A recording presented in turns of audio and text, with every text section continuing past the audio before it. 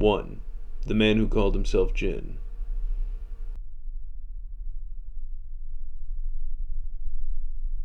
There was something about the man who called himself Jin. I don't believe he was the devil, but everyone in our little town, I think, had their suspicions. He was amiable enough and wealthy and generous when times of giving rolled around. I suppose as much as anything, what got me was the fact that when you went to the townhouse he rented, you would always open the door just before you raised your fist to knock, as though he was standing just behind the door, waiting for someone to come up. He would take care of business in the doorway, usually by giving you money, as much as you could think to ask for whatever cause you could be raising funds for. And then he would invite you in to have a drink with him. There's nothing weird about that. Lots of people would invite you in for a drink back then. You wouldn't know why you would be desperate to get away then. You only knew that you didn't want to spend any more time with the man who called himself Jin than you had to. That something terrible would happen if you couldn't come up with a polite way to get away right now. So you would come up with an excuse. My excuses were usually very obvious, but he never seemed offended. He would just look at you, as though he had just played some very cruel joke, and say, "No hard feeling," and "maybe next time."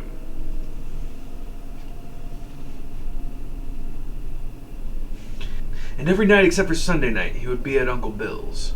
And he would sit in his little corner from happy hour until last call, with a rum on the rocks that never seemed to melt or empty. And he would never speak unless spoken to. Michael, that's the main bartender, he said to me once, "He reminds me of a spider, patient and hungry." And I was surprised to hear him put it so well, because I'd always thought of Michael as kind of stupid. In fairness, though, I do have to say this about the man who called himself Jin, that after he was gone, our little town's wells of charity dried up, and I'm not proud to admit it was with a certain perverse satisfaction that I watched the children of those who were most vocally opposed to charity grow thin that summer.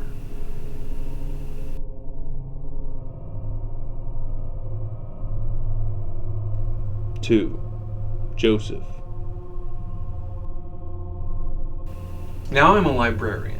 With the library being the one place a person can go during the day without being obliged to spend money, I hear a good deal of the gossip that runs through this town, much of which revolved around Joseph for the 6 months he was with us.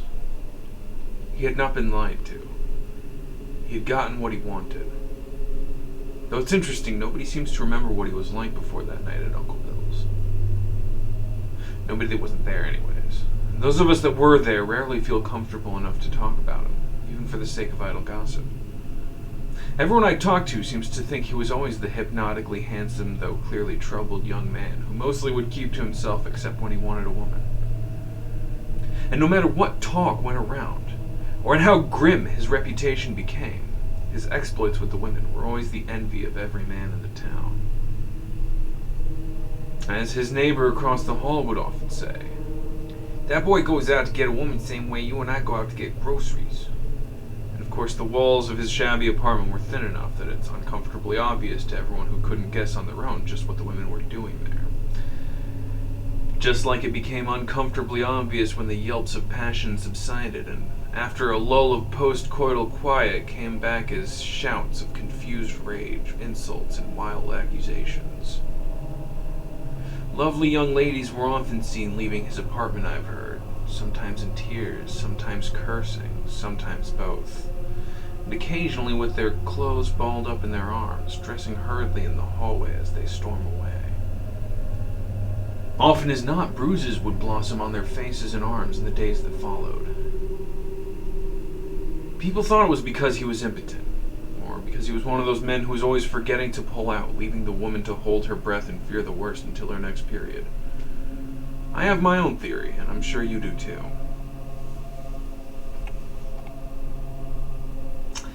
I knew one of these women. Cassandra, her name was. She was a sweet little thing with a penchant for Bowie novels and books about gardening, though of course our soil is dead and nothing grows in this region. I told her I couldn't imagine what she might have done to make him so upset, because she was such a sweet little thing, and that shiner he gave her really hurt my heart. And she said, "I really don't know. The sex had been really good, and he even wanted to cuddle afterwards, if you don't mind me being a bit personal. I was really starting to wonder why everyone talked so much shit about him. And the light hit his face in just the right way, and I said to him, "God, you're beautiful." I've never seen anyone get so mad. It was like he was a totally different person. When winter came around, Joseph, who had always been the type of guy you rarely see completely sober, stopped coming home with women and started coming home with bottles. Cheap shit. Basically turpentine, though of course the label said vodka. It was around this time that I started hearing about the moaning coming from his room. Just loud enough to be heard, but not made out clearly. Jacob, who lived on his right, thinks he was saying, "What was her name?" or "this bitch's name," or something like that. Esmeralda, who lived on his left, thought he was saying, "This isn't my place," or "This is a disgrace," or something like that. I have my own theory. I'm sure you do too. I'm sure everyone in this fucking town has their own fucking theory. But one thing is definitely clear. He was definitely moaning some phrase to himself over and over again, like some miserable mantra while drinking himself to sleep every night.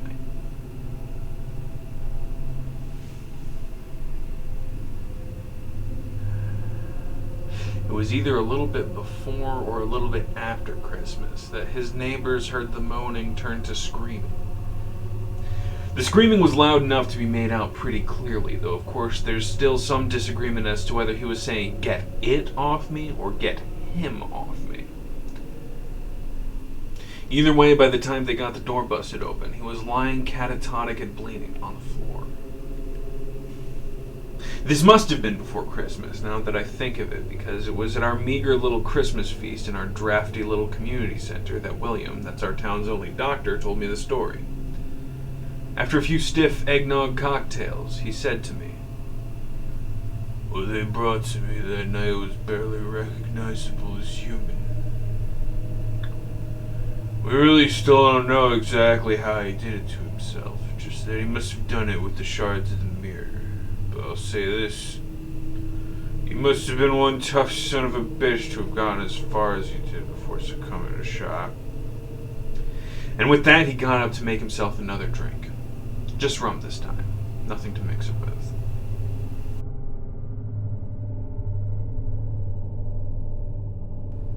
Three. That night at Uncle Bill's.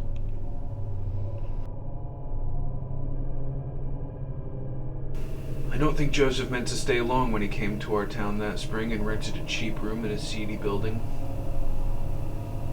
I had seen him around town that day in that goddamn hat. You could tell it was his favorite. It was well worn, but in a way that made it look more vintage than used up. He would have gotten much more mileage out of it, I think, if he had chosen to stop somewhere else. I think he wore it because he thought he was ugly, which of course he was. But I don't know whether it was the way he wore it, or the way the hat complemented his features, or just that he felt confident when he wore it. But when he wore it, he looked rakishly charming. He looked like someone you wanted to know.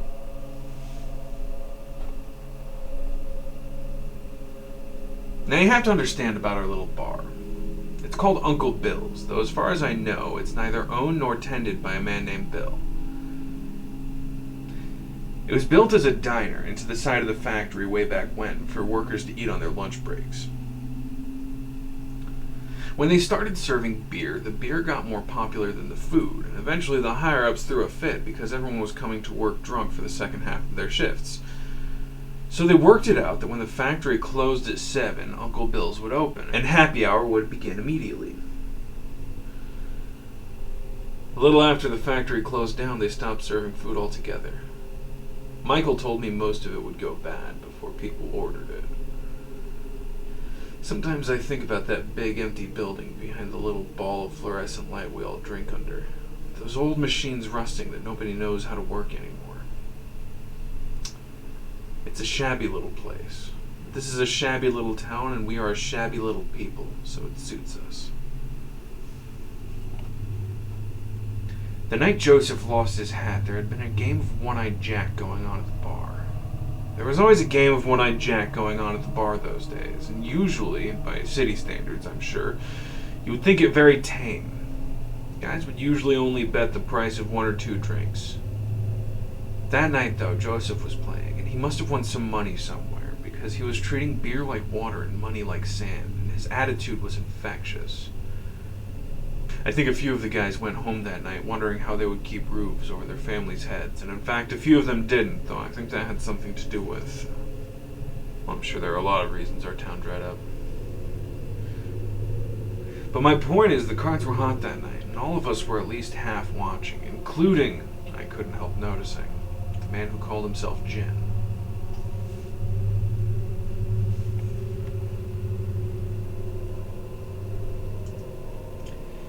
Maybe there was some magic at play, or maybe it was just a matter of timing, but Joseph was on a hot streak. He had chips and coins and beer glasses stacked in untidy piles in front of him.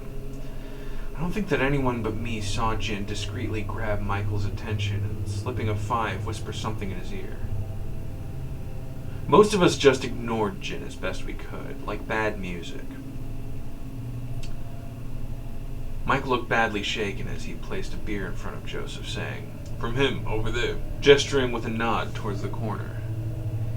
And he said to me later, though of course I have to concede it's possible that his memory is colored with what happened next, that he felt the way he feels sometimes when serving a bad drunk with hungry children. Like he was selling a man his own grave. But of course Joseph, who was hot on the cards and more than a little tipsy besides, did exactly what he was supposed to do when Jin stiffly raised his glass of rum on the rocks and lightly sipped it. "Hey, you want us to deal you in, guy?" "No thank you, Joseph." The voice wasn't like something dead, but rather like something non-living. It made me feel desperate, though I don't know what for. "I never gamble, for I've never found a way to gamble judiciously, and in all things I strive to be judicious. Rather instead, I buy and sell, I trade, Joseph, and I do so, if you'll pardon a little self-congratulation. I do so cleverly and judiciously, and by these means I am able to attain the thrill of opportunistic profit that so enslaves the gambler." He waited patiently for Joseph to drunkenly decipher what was just said.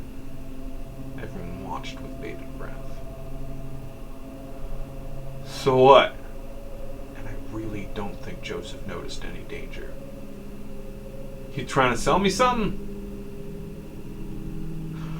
"On the contrary, Joseph, I was hoping you would sell me something." He stood up and I flinched. I didn't see if anyone else did. "You see, that is one damn fine hat you have on there." My hat?" Joseph was speaking quietly now. Perhaps he was starting to realize just what kind of danger he was in. He took off his hat and looked fondly at it.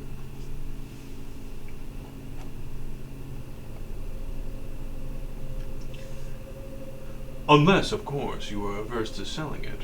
If, for example, you have sentimental attachments, or simply are not the enterprising young man I take you for, it is simply my misfortune that you cannot be persuaded to sell the object of my desire, and your good fortune to have such a fine hat."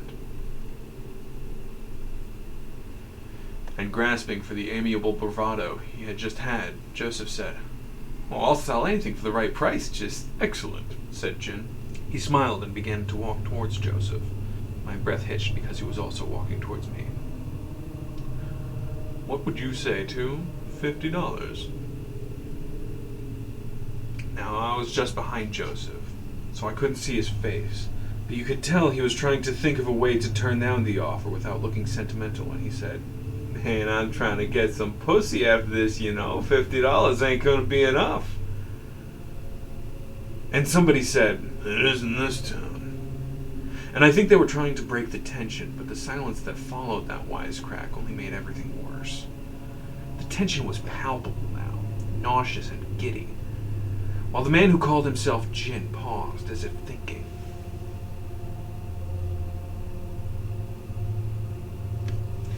I couldn't breathe. I couldn't look away.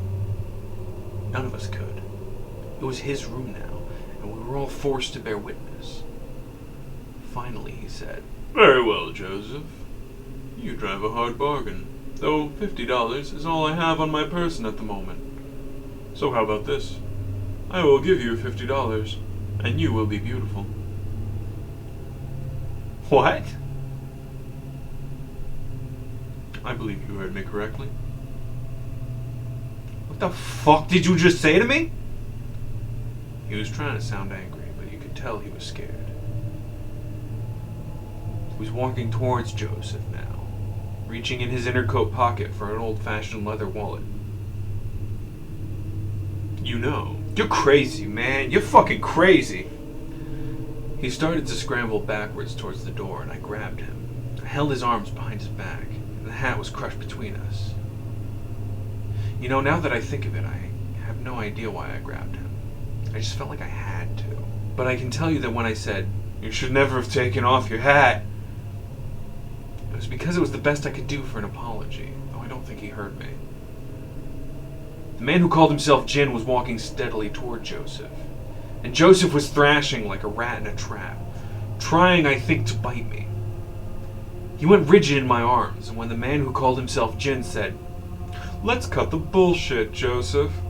We both know I'm not crazy. Everyone here knows I'm not crazy.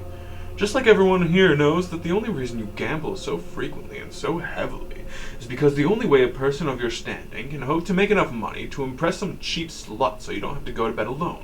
Just like everyone knows that more often than not, you go into some cheap little room and masturbate into cold, stiff sheets, and sometimes you cry a little before falling asleep in your own drying semen."